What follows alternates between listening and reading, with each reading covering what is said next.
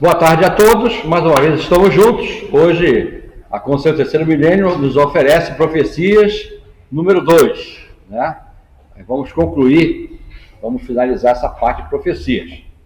Então, nós não queremos fazer a cabeça de ninguém, não queremos dar aula, né? Não queremos mostrar, né, nada a mais do que o normal, né? Então, a ideia é essa, é simplesmente mostrar um trabalho, né, uma experiência adquirida durante a vida, durante a eubiose, né, no período que nós estamos aqui na eubiose também. Então, as profecias, no entendimento profano, têm um sentido, porém, do ponto de vista iniciático, tem outro. Profecia, no sentido vulgar, quer dizer predição do oráculo, né, predição do futuro, oráculo, vaticínio, né? Então, nosso bate-papo de hoje é a 204ª palestra, ou bate-papo, né? E outro detalhe, a partir da palestra número 201, mais ou menos, para frente, nós estamos pelo YouTube.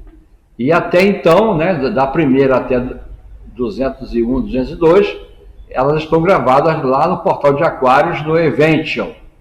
E daqui para frente, então, estamos no YouTube. Então vamos nós. A ciência das idades, a eubiose é um conhecimento sagrado que tem origem na árvore da vida, alicerce onde se apoiam todos os movimentos religiosos, filosóficos, culturais da humanidade em todos os tempos, né?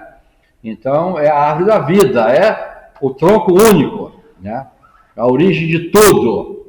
E daí as ramificações, diversificações, vai por aí afora, formando então os movimentos religiosos, filosóficos, culturais de toda a humanidade. As profecias, no entendimento profano, têm um sentido negativo, porém também existe outro, né, no ponto de vista iniciático. Então existe uma profecia que é mundana, profana, e existe uma profecia também no ponto de vista iniciático. Profecia no sentido vulgar quer dizer predição do futuro, oráculo, vaticínio. Em aspecto figurado, conjectura, ideia com fundamento incerto, suposição, hipótese. Consoantes o dicionário Caldas Aulet, predição do futuro por inspiração divina ou por alguma coisa oculta ou inexplicável, prognóstico. Anúncio de quaisquer acontecimentos futuros feito por conjecturas ou por acaso.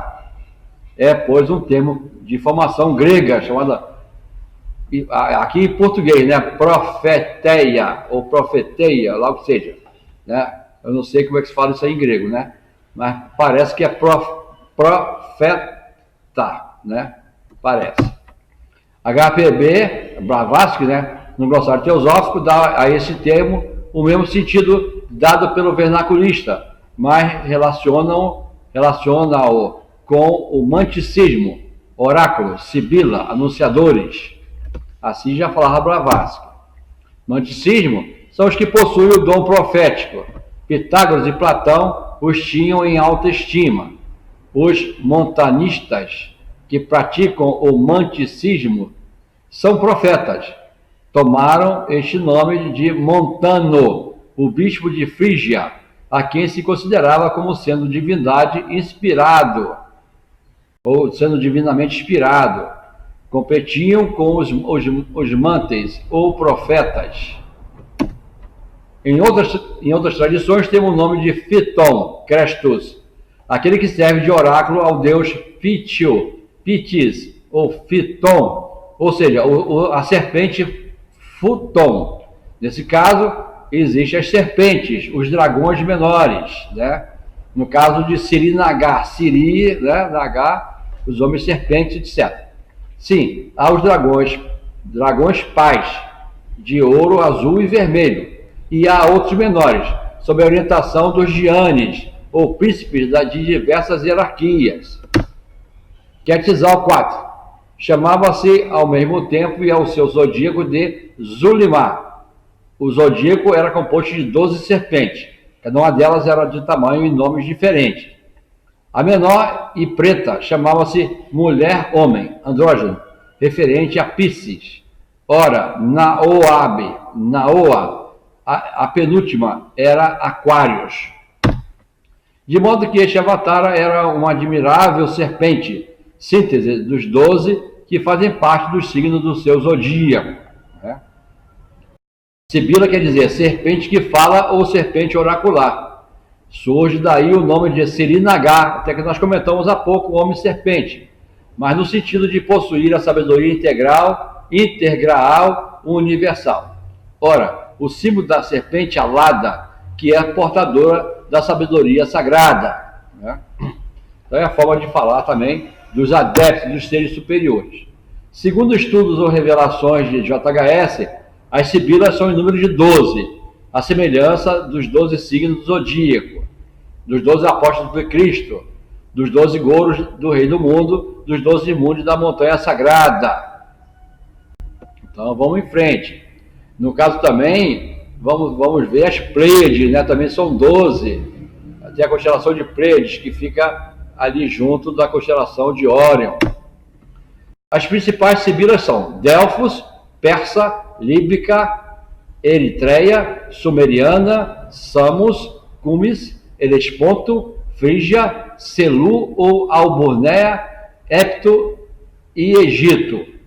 Essas sibilas, depois de sua missão na face da terra, voltam a Agartha para oferecerem ao Eterno a lei, o bendito fruto de seu ventre, que geralmente é um profeta de alta categoria ou hierarquia, o qual vem ao mundo anunciar os grandes aspectos da verdade, né? Sempre aquele anunciado, né? Aquele avatar aqui se manifesta.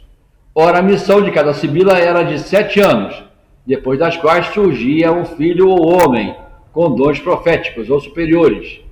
Eram os devassadores da sabedoria, guardadas no céu, no segundo trono, né? Ou seja, no plano da mãe divina. Aí vamos ver outro detalhe, olha só. Agnisvatas, quer dizer, Agni é fogo, e Vatis ou Vate, Vatas, Vati, vaticinador, profeta. Ora, são os vaticinadores do fogo da sabedoria. Isso porque fogo é consciência. O nome Vaticano vem de vaticinador, onde há o Vaticano em Roma, sede do catolicismo romano, era lugar dos vaticinadores. A nossa obra foi programada pelo Logos Criador, por Deus, e há sublimes profecias anunciando-a desde tempos imemoriais. Quer dizer, já se vinham falando desde a Atlântida sobre esse trabalho da obra do Eterno na face da Terra. Organizada foi pelo grande senhor Henrique José de Souza, uma série de profecias relacionadas com o advento do movimento do qual fazemos parte, por uma imensa sorte, né? Vamos dizer assim, né? Aí, naturalmente, a lei do karma fez nós encontrarmos esse caminho. O quadro organizado caprichosamente pelo Supremo Revelador, Henrique José de Souza, tem o título Sublimes e Arcaicas Profecias relacionadas com a nossa obra.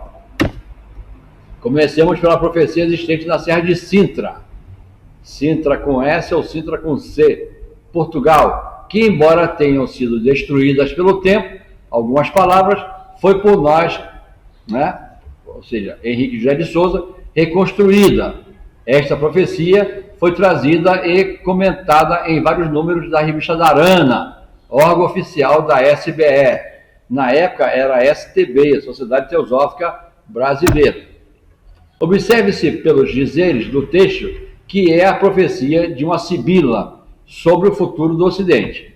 Então vamos ver como é que o que ela diz.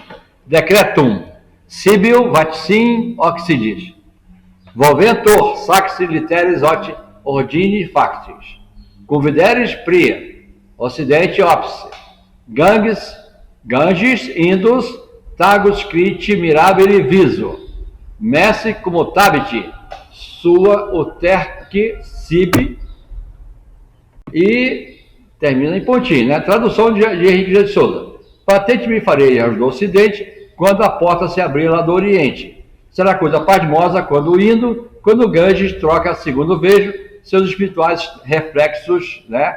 Suas águas com o Tejo. Né? Comentário de JHS, é o Henrique de Souza. Patente se fez a nossa obra no Ocidente, quando seu fundador e guia dirigente voltou do Oriente, de sua fuga espetacular aos 16 anos de idade, da cidade de Salvador a Lisboa, e desta a São Lourenço de Goa, outrora Índia portuguesa, daí ao Ceilão, a Calcutá e finalmente ao norte da Índia, ou seja, nas cidades de Srinagar e Leh. Mais detalhes, os senhores e senhoras podem ver, né, vou dizer assim, dá uma olhadinha, lá no nosso bate-papo, nossa palestra número 3, chamada Mistério das Manifestações Divinas. Lá tem todo esse roteiro, né, vamos dizer assim, dessas manifestações, e vai por aí afora. Na palestra 161, o dia da eubiose, né, a palestra número 96, História da Obra, SBE, né, tudo isso no portal de Aquários, está ainda no portal de Aquários, e algumas já estão no YouTube também, mas na época nós não tínhamos assim a tecnologia um pouco melhor, então nós fizemos do jeito que dava, mas logo nós vamos reparar alguns detalhes e vamos passar para o YouTube também. Mas a maioria já está no YouTube.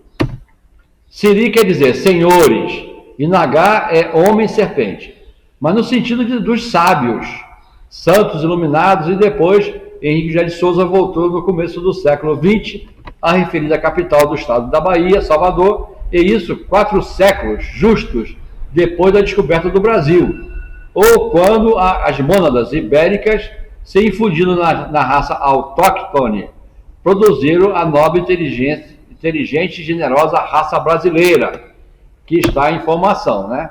Nesses casos, quando as águas do Ganges se unindo às do Tejo, vieram desaguar na bacia do Amazonas, despenhando-se montanhas abaixo, planícies, serras, baixios, por toda parte, enfim, até alcançar os 2 outros rios que banham quase todo o centro baiano, ou seja, São Francisco e Paraguaçu, né? Que pela comunicação anunciante, poeticamente, da fusão do Oriente com o Ocidente, né? Então, ou seja, São Francisco, né? E no caso o Rio São Francisco e Paraguaçu, a contraparte, né? Que agora nós estamos falando dela agora. Catarina Paraguaçu, unindo-se racial e historicamente ao Diogo Alves Correia, traduz o mesmo sentido de civilizador de nossa obra.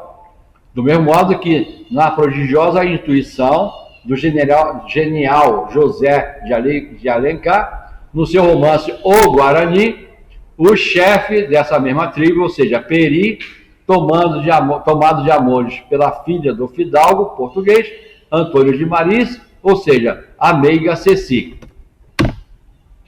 E que dizer da fuga acidentada, né, de Henrique atrás de Helena, né, caminho de Lisboa, qual aconteceu a Peri, conduzindo Ceci, em uma palmeira pelo Paraíba abaixo, caminho também a Lisboa, que lhe pedira o velho fidalgo, né, antes de lançar fogo ao seu palácio. Passaram-se os anos e o mesmo Henrique, acompanhado de Helena, vem ter a São Lourenço, para receberem no cume da montanha sagrada o régio bastão de comando da obra ou missão em que até hoje acham-se à sua frente.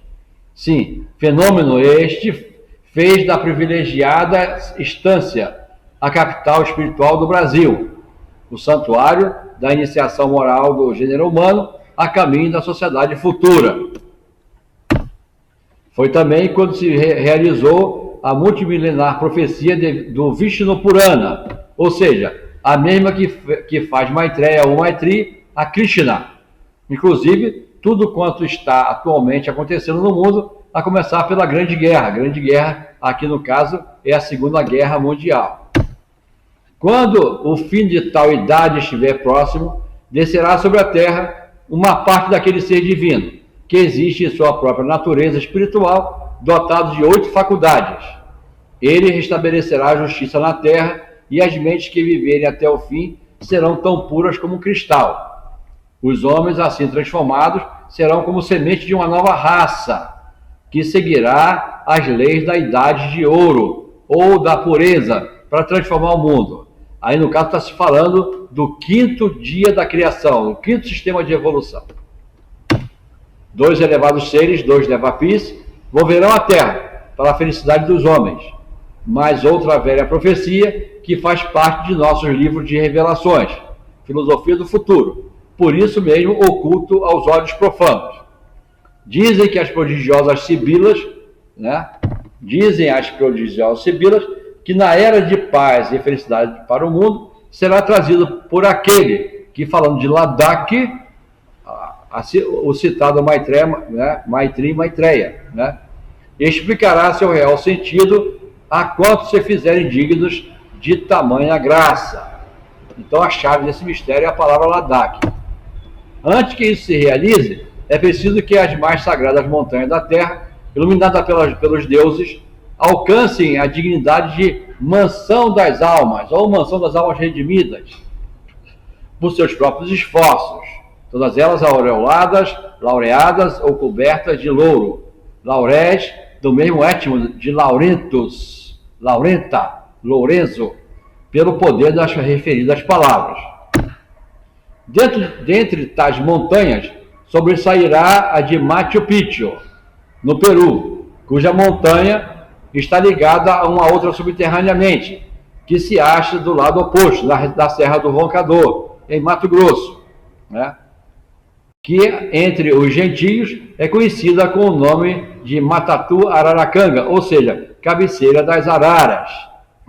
Também há quem diga que essa ligação de Machu Picchu, no Peru, com a Serra do Roncador, em Mato Grosso, também chega também ao sul de Minas Gerais, mais conhecida atualmente no tempo da referida profecia, pelo nome de Ararat, aquela montanha lá do Roncador, tornando-se prodigioso marco de uma outra montanha, muito mais excelsa ainda, caminho para o sul de privilegiado continente, cujo nome e região ainda não podem ser dados naquela época, pois que somente ele, o Senhor, e decifrador da palavra perdida, Ladakh, falando, ao mesmo lugar será levado, dando-lhe o nome espiritual que a mesma merece.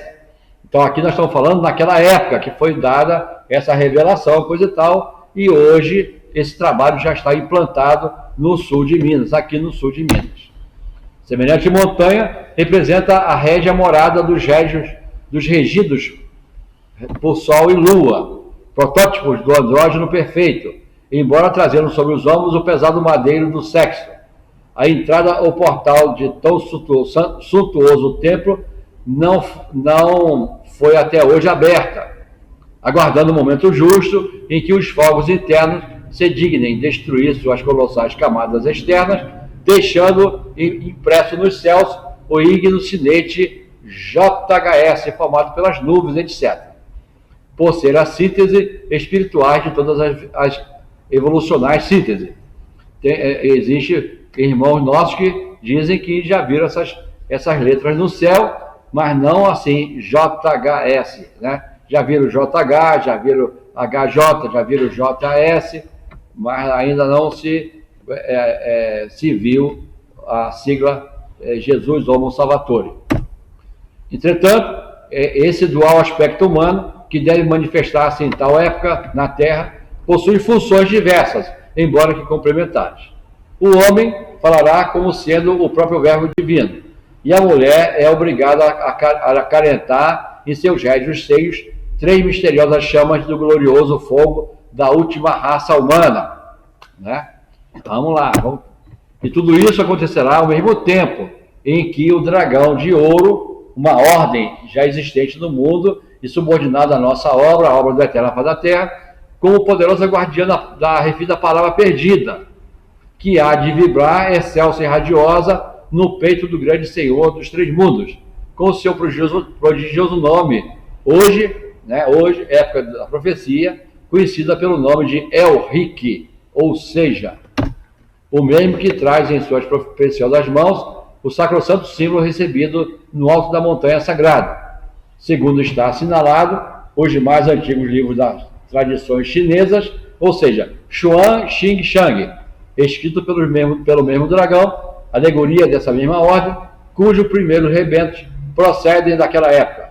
com o nome de 100 sábios chineses, com as suas maravilhosas garras de ouro, as mãos daqueles que escreveram semelhante livro. Uma profecia própria para os nossos dias e recomendada por um arauto. É extraída um trecho de um livro que tem o título Acesso somente para os mestres. A tragédia do tempo tibetano. Códice 18º, seção central, Kaijá. Então vamos lá. Bante Jaúz. Tenebroso momento foi aquele que uma revoada de corvos brancos pela sua origem, negros pela sua queda, abandonaram o templo, quase em ruínas. Todo o ambiente exterior, árvores, pássaros e outros animais davam a impressão de estar chorando. Uma aridez imensa confundia o templo com as areias do deserto próximo. Aí aqui nós estamos falando, né, do deserto de Gobi. Há, com efeito, Bante Jaúz, que brancos foram por sua origem, mas que em negro estão se transformando por falta de conhecimento do JHS, ou Henrique José de Souza, e perfeita união à obra, e por manterem a mente e o coração no imenso deserto de sentimentos de amor e fidelidade.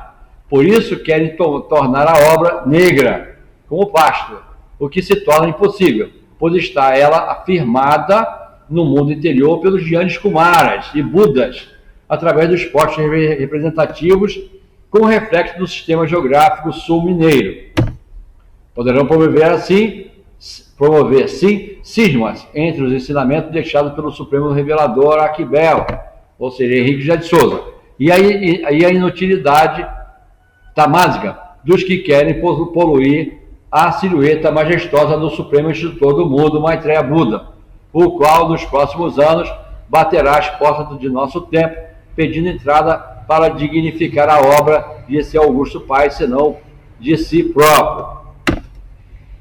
Os pássaros e aves canoras, que outrora usaram gorjeios tristonhos, que como se estivesse chorando no presente ciclo, gorjeiam alegremente em torno do templo, uma eterna madrugada cheia de esplendor, guardando tão somente que saia o sol para aquecer o trono de Maitreya, né? A saída do sol para aquecer o trono de Maitreya com o calor do amor, da verdade e da justiça, na fidelidade à obra de Henrique José de Souza. E assim concluímos o nosso trabalho, né? Palestra número 204, parece, né?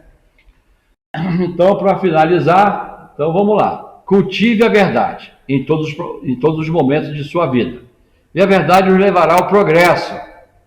Seja verdadeiro em todos os pensamentos, ações e emoções, e nada lhe ocorrerá de mal, desde que a divindade se manifeste por seu intermédio e procure ouvir a voz silenciosa que lhe falará do futuro do seu coração, por meio de sua consciência, já dizia o professor Henrique José de Souza.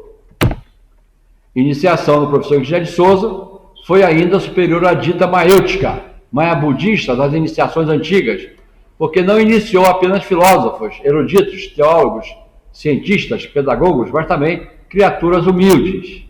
Ensinou, sim, a homens de todas as classes, de todos os níveis de cultura, de sentimento de evolução. Esse é o trabalho, a essência do trabalho da árvore da vida, né? Através do professor Henrique José de Souza. Sociedade Brasileira de Eubiose, a liberdade interior. Eubiose, a ciência da vida, é um plano universal de evolução que segue 3 caminhos. Desenvolve a emoção pela educação, a inteligência pela instrução e a vontade pelo trabalho, em busca do seu Deus interior. Então, mantém vários departamentos nas principais cidades e também o curso de correspondência. Então, está o telefone aí, está também o e-mail, né? E ainda o ensino à distância, o EAD, né? Aquelas pessoas que não podem fazer o presencial, né? Podem fazer o curso à distância. E daí, finalizando o nosso trabalho de hoje, né? Prestigie o portal de Aquários e também o YouTube, né? No YouTube o nome é Eliseu Mocitaíba.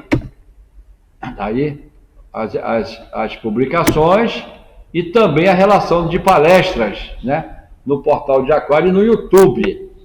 Então tá aí nosso trabalho de hoje, né? Relação de palestras que poderão ser assistidas Querendo, pode tirar dúvida com a gente através de e-mail. Então tá aí, né? E vamos nós. Chegando até a palestra 202, o Governo Espiritual do Mundo, os Senhores Divinos e a Fraternidade Branca. Então tem a 203 e essa agora, 203 profecias, número 1, e 204 profecias, número 2. Então tá aí o nosso trabalho de hoje, né? Saúde, boa sorte e até sempre.